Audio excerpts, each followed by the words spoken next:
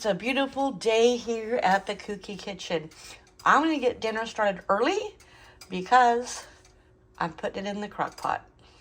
We're going to try a new recipe here. I'm going to try to make a type of ranchero shredded steak. I currently cannot eat steak, but I can eat shredded. So that's why I'm doing that. So welcome back to the Kooky Kitchen. Today we're doing a pantry party. I've got some spices out here, and I'm going to sear these on both sides. Then I'm going to saute some onions and jalapeños, and then we're going to put it in a crock pot. Let's get started. All right, our steaks are searing. So this is what I'm looking for, just some browning on both sides of the meat. I'm going to take this out, put it in my crock pot, and then I'm going to saute some onions and jalapeños. 1 medium onion. You could do a large, you could do a small. If you don't like onions, use onion powder. And 3 jalapeños. I did not seed mine because we like spicy things. Feel free to seed yours. And here we have our meat in the bottom. I have tomato sauce I made myself, and it was in the freezer, and I cleaned out my freezer and found that it needed to be used. So that's going to equal 2 cups of tomato sauce once it gets all melted down. Let's add our peppers and onions. It is time to start adding some seasonings. Oh, and I put this on low so it can cook for between 8 to 10 hours is what I'm wanting. I want that meat to be really tender. All right, 1.5 cups of beef broth or water. I had water. I think I have powdered beef broth, so I'll probably add a little bit of that, but I'll tell you when I get there. And 3 minced garlic cloves or a teaspoon of garlic powder. Okay, 2 teaspoons of chili powder, 2 teaspoons of cumin, 1 teaspoon of oregano, 1 teaspoon of smoked paprika, and give it a good mix. I still have to find my little beef broth thing. I might taste it and see what this tastes like before I do anything else.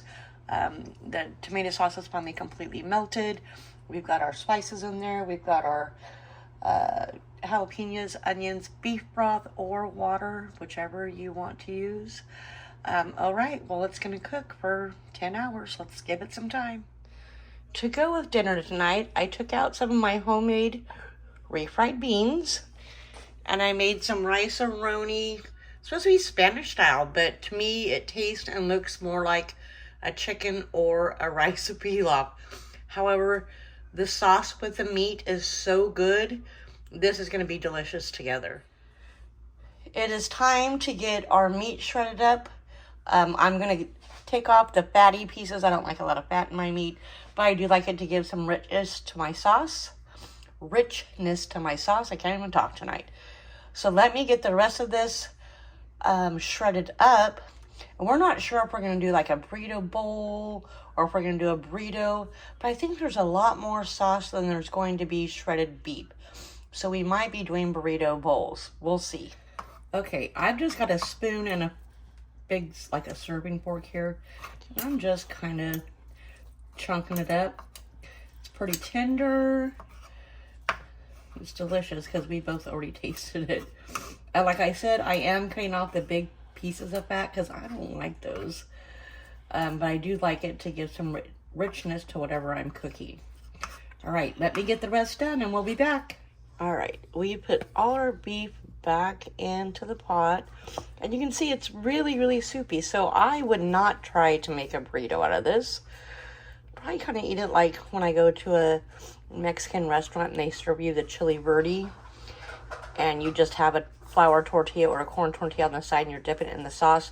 That's probably what I would do with this. But I think we might make burrito bowls, which we haven't done before. So we'll see how we each stack ours up.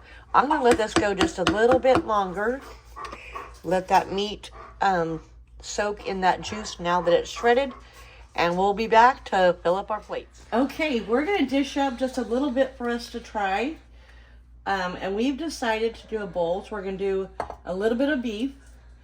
And it's only 3, so we're not quite ready to eat a full meal. Then we're gonna do beans. Sorry for the mess after cooking the rice and beans. We're gonna do a little bit of, would you do more? A little bit more. That we can get a good taste. Okay, and those are my homemade pinto beans. I think there's probably 1 or 2 videos. I do it differently every time. And this is actually rice-a-roni. This is not mine. That looks like about enough. Yeah. All right. I'm going to give it a taste, and then we'll let Kyle give it a taste.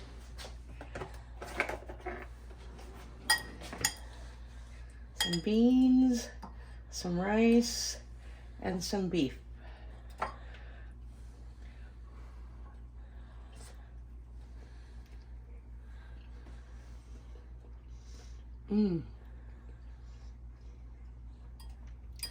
Yeah, that's going to be a really good dinner. Add some cheese, maybe some guacamole. You want me to take over?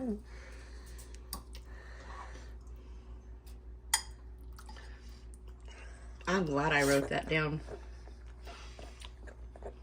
Oh yeah, that will be delicious for dinner tonight. Right? All right, folks. Well, it's definitely a thumbs up. What do you think, Kyle? It's a thumbs up.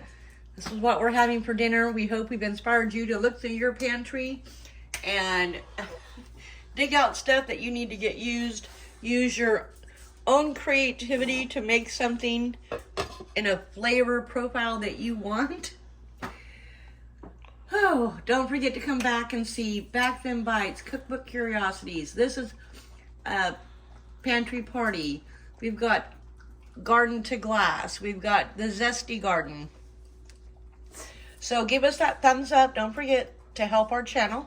Subscribe so you can see more like this from all the different series that we have. We are trying to organize them so you can easily find things that you're interested in. And I will get this recipe completely typed up and on my website, thekookykitchen.com. And we will see you next time. So stay kooky, my kitchen friends. Bye.